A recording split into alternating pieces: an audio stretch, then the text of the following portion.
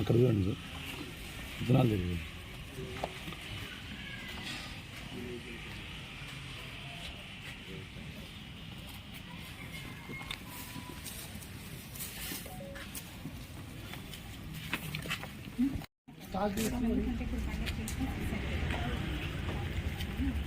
Sir number Ramakrishna number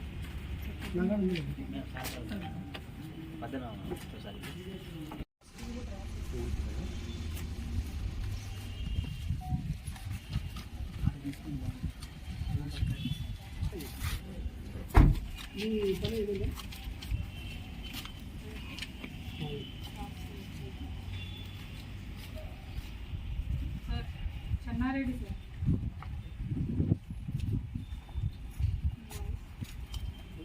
ఏం జరిగింది మమ్మల్ని అడుగుతున్నారు మిమ్మల్ని వాళ్ళు ఏం చేశారో వాళ్ళు చెప్తే మాది ఏం చేశారు.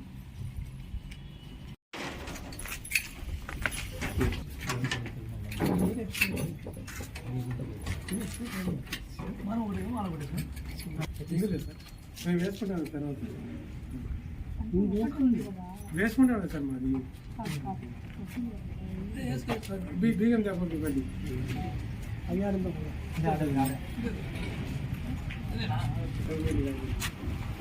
ఖాళీ అయితే రేపు పొద్దున ఉంటుంది కదా.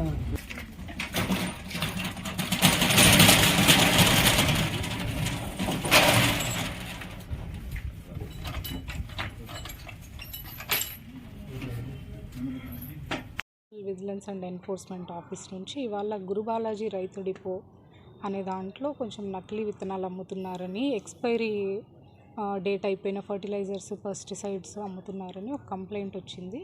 దాని మీద మేము అగ్రికల్చరల్ డిపార్ట్మెంట్ జాయింట్ ఇన్స్పెక్షన్ చేశాము. కొన్ని ఎక్స్పైరీ ఫర్టిలైజర్స్ అవి దొరికాయి. ప్లస్ జిఎస్టీ యాంగిల్లో కూడా స్టాక్నంతా నోట్ చేశాము.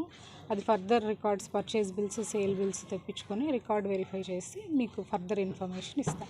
ఎక్స్పైరీ డేట్ ఏ మేర దొరికింది మేడం? ఎక్స్పైరీ ఒక 6 బాక్సెస్ దొరికాయండి. అది ఏమని చెప్పారు? దాన్ని ఎక్స్పైరీ అగ్రికల్చర్